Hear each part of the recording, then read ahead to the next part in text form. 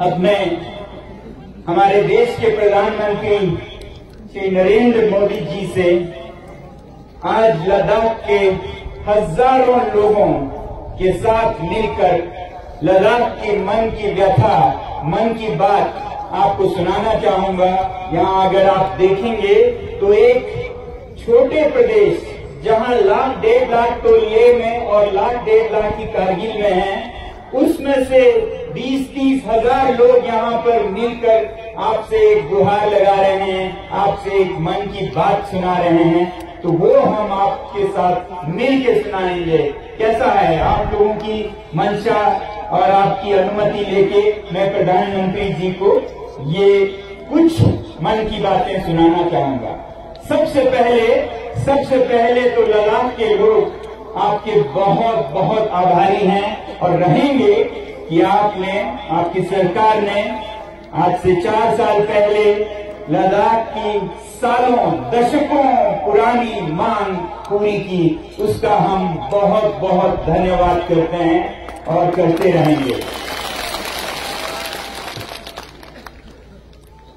और उसके बाद क्योंकि मैं पर्यावरण के क्षेत्र में काम करता हूं, एनवायरमेंटल एक्टिविस्ट हूं, तो मैं आपका बहुत बड़ा प्रशंसक हूं जो आपने सिर्फ भारत में नहीं दुनिया में भी एक रास्ता दिखाया भारत के आदर्शों का, सादगी भरे जीवन का, मिशन लाइफस्टाइल्स फॉर एनवायरनमेंट, जिस पे भी मैं सालों से बोलता आया हूं।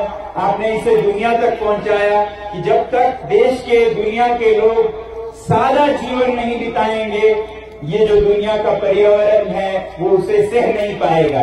इसके हम सब आभारी हैं। हम आपका अभिनंदन करते हैं इस बात के लिए। और हम इसके भी आभारी हैं कि जब आपने लद्दाख को यूटी घोषित किया तो इस पर्वतीय प्रदेश, इस संवेदनशील पर्वतीय प्रदेश के संरक्षण के लिए जब 370 नहीं रहा तो आपने लद्दाख के लोगों को भरोसा दिलाया। आपके सरकार के मंत्रियों ने, नेताओं ने यहां आकर दिल्ली से बार बार हमें आश्वासन दिया कि लद्दाख को भारतीय संविधान के अनुच्छेद 244 के 6वें शेड्यूल में संरक्षित किया जाएगा। ये भारत के नेशनल कमीशन फॉर SC/ST के मिनट्स में छपे हुए हैं। ये आश्वासन यहां पोलो ग्राउंड से दिया गया। ये आश्वासन ट्राइबल जनजातीय मंत्री से, न्याय के लॉ मिनिस्ट्री से, होम मिनिस्ट्री से, हर तरफ से हमें ये आश्वासन मिला। और फिर उसके बाद आपके सरकार ने, आपके पार्टी ने एक बार नहीं 2 बार हमें ये आश्वासन इलेक्शंस में, चुनाव में इस तरह के मैनिफेस्टो, घोषणा पत्र के जरिए भी दिया। ये मैं आपको फिर याद दिलाना चाहूंगा और धन्यवाद करना चाहूंगा लद्दाख के इन तमाम लोगों की तरफ से। आपने संसदीय चुनाव में नंबर 1, नंबर 2, नंबर 3 पर रखा है declaration of Ladakh under 6th schedule of Indian constitution, tribal area declaration. ये पार्लियामेंट्री इलेक्शन में आश्वासन दिया गया था 2019 में। और फिर 2020 में जब लद्दाख के लेह जिले में यहाँ का सबसे प्रतिष्ठित चुनाव हुआ पर्वतीय काउंसिल का, हिल काउंसिल का, तो फिर पहले नंबर पर इस मैनिफेस्टो में यही मुद्दा है, constitutional safeguard for Ladakh under 6th schedule of Indian constitution. तो ये आपने हमारे साथ वादे किए, आश्वासन दिए, इन सब का हम फिर धन्यवाद कहना चाहते हैं, क्योंकि हम सोचते हैं कि देर हुई है 3-4 सालों का, मगर अंधेर नहीं है, हमारा ये यकीन है। तो हमारा यकीन ये है कि जब आपने ये आश्वासन दिए तो आप इसे देर सवेर पूरा जरूर करेंगे। मगर दुख के साथ ये कहना पड़ रहा है कि इन घोषणाओं के बाद एक सन्नाटा सा छा गया कुछ महीनों के लिए, फिर एक साल के लिए, फिर नकारात्मक संकेत मिलने लगे कि ये नहीं मिलने वाला है।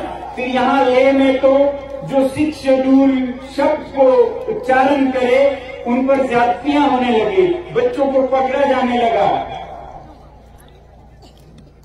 और हमने सोचा कि शायद जिन नेताओं पर हमारा इतना भरोसा था वो नहीं रहा। फिलहाल के महीनों में हमें ये पता चला कि ऐसा भी नहीं है। केंद्र सरकार ने, केंद्र के नेता, मंत्री, गृह मंत्री सब लद्दाख के हितैषी हैं, भला चाहते हैं, देना चाहते हैं। हमें फिर ये पर्दा जो हमारे बीच में केंद्र के साथ आ गया था वो पर्दा फाश होते हुए नजर आया और पता ये चलने लगा कि कुछ औद्योगिक गुट, इंडस्ट्रियल लॉबीज जैसे माइनिंग, खनन, जिनको लद्दाख के ये वादियों में, पहाड़ों में, पर्वतों में पैसा दिखता है, जो कल की नहीं सोचते आज की लूट मचाने में लगे हैं। हिमाचल में, उत्तरांचल में, पूरे हिमालय में, जिसका खामियाजा यहाँ के लोग हिमालय में भुगत रहे हैं।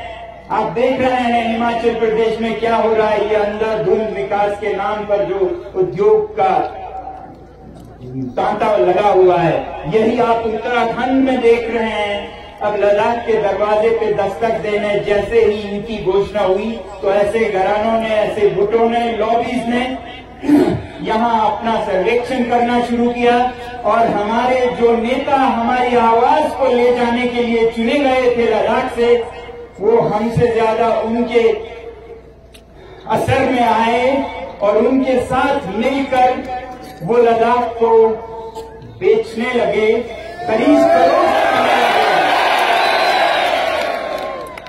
और वो अब तक ये संदेश देने लगे कि ये संरक्षण यहाँ किसी को नहीं चाहिए।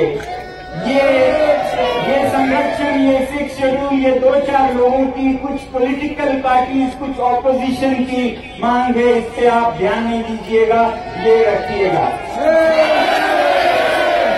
क्योंकि उन्हें पता था कि अगर लद्दाख पर 6 शेड्यूल आ जाए तो फिर ये उद्योग मनमानी नहीं कर पाएंगे, खिलवाड़ नहीं कर पाएंगे, तोड़ मरोड़ जो पर्वतों का हुआ है हर जगह, वो सब यहाँ नहीं हो पाएगा, लद्दाख बचा रहेगा। और वो ये नहीं चाहते थे, तो ये गलत संकेत देने लगे। तो जब उन्होंने ये कहा कि ये कुछ ही लोगों की मांग है, तब लद्दाख के लोगों ने आपको जवाब, संदेश देने के लिए, अपने पैरों से वोट देने के लिए आज यहाँ पर हजारों, दसियों हजारों में लोग जमा होकर इस ठंड में ये जताने के लिए आए हैं कि हम सब इस मांग के साथ हैं। आप इस बहकावे में ना आए जो कुछ मतलबी लोग वेस्टेड इंटरेस्ट आप तक पहुंचा रहे हैं। हमें उम्मीद है कि आप इनकी आवाज सुनेंगे।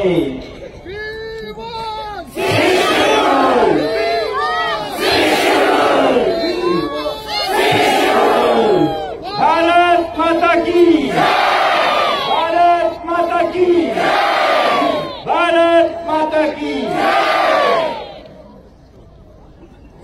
तो ये जो मसला है लद्दाख के संरक्षण का, अब ये सिर्फ संरक्षण की, पर्यावरण की भी बात नहीं रही, अब ये एक सच्चाई की लड़ाई भी बन गई है। भारत में हर चीज पर्याप्त है, बहुत है, किसी चीज की कमी नहीं है। कोयला है, तेल है, लोहा है, हर चीज है, मगर आज जो सबसे कम पड़ रहा है वो है भरोसा, ट्रस्ट। भरोसे की कमी, डेफिसिट ऑफ ट्रस्ट भारत बहुत बड़े स्तर पर दो चार है इससे। और ऐसे में ये एक बहुत बड़ा उदाहरण बनेगा आपके तरफ से कि जो वादा किया है वो निभाना पड़ेगा। जो निभाएंगे नहीं वो वादा करेंगे नहीं, ऐसी हमारी उम्मीद है ऐसे सरकार से, ऐसे नेताओं से जो कि ईमान के नाम पर ही सत्ता में आए। आपको याद है कि 2011, 12, 13 के इंडिया अगेंस्ट करप्शन में भारतीय जनता ने कितने जोर शोर से भारत में फिर से सच्चाई को वापस लाने की आवाज उठाई और उसके ठीक बाद भारतीय जनता पार्टी सत्ता में आई, क्योंकि लोगों को ये भरोसा था कि अब साफ होगा हर चीज। मगर आज बदकिस्मती से कहना पड़ रहा है कि आज हर तरफ करप्शन फिर से सर उठा रहा है देश में और यहाँ लद्दाख में भी। आपको मालूम हो या ना हो, पिछले 3-4 सालों में यूपी लद्दाख में करप्शन हद के स्तर पर होने लगा था। जम्मू कश्मीर में हम मानते थे कि वो सबसे करप्ट राज्य है, लद्दाख में बहुत बड़े स्तर पर होने लगा। कुछ कदम भी उठाए गए, कुछ अदल बदल भी हुए, मगर हमें नहीं लगता है कि सफाई अभी भी है।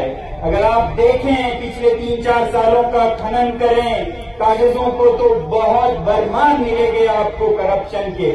मैं खुद आपको कई ऐसे मिसालें और सबूतें दे सकता हूं। तो ये हाल है लद्दाख का और ऐसा ही हाल देश में भी लग रहा है। आप बहुत कोशिश कर रहे हैं मगर हालात बहुत अच्छे नहीं हैं। ऐसे में बहुत जरूरी है कि देश को भरोसा हो कि हमारी सरकार, हमारे नेता भरोसे पर खरा उतरेंगे। तो हम लद्दाख से ये गुहार करते हैं कि सबसे पहले तो ये जो इलेक्शन के मैनिफेस्टो हैं उन पर अमल करके आप देश को बताएं कि इलेक्शंस गुड्डा गुड्डी का खेल नहीं है, बच्चों का खेल नहीं है। इसमें जो वचन दिए जाते हैं उन्हें पूरा किया जाता है और लद्दाख की जनता इसी उम्मीद पर आज यहाँ आई है कि आप ऐसा जरूर करेंगे। हमें बताया गया कि 19 फरवरी को टॉक्स होंगे दिल्ली में। हमें बहुत उम्मीद है कि इस टॉक्स में आप ये साबित करेंगे कि आप वादे पर खरे उतरेंगे और पक्के इरादे से हैं जैसा हमें आश्वासन दिया गया है। और हम कोई ऐसी चीज नहीं मांग रहे हैं कि जो भारत में संभव नहीं है।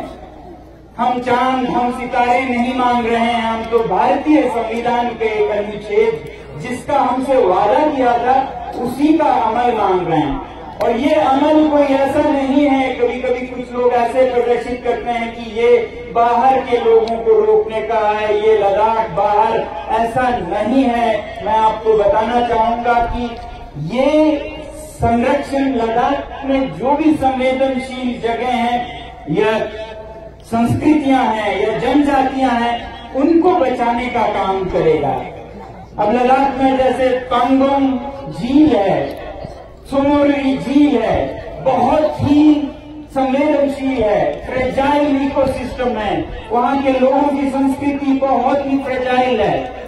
उसे बचाना होगा सिर्फ दिल्ली और लखनऊ के लोगों से नहीं, लेह के लोगों से भी। और हम चाहते हैं कि ऐसे फ्रेजाइल इकोसिस्टम्स को लद्दाख के लोगों से भी बचाएं और ऐसा प्रावधान देता है 6th शेड्यूल। तो 6th शेड्यूल किसी बाहर अंदर की बात नहीं है।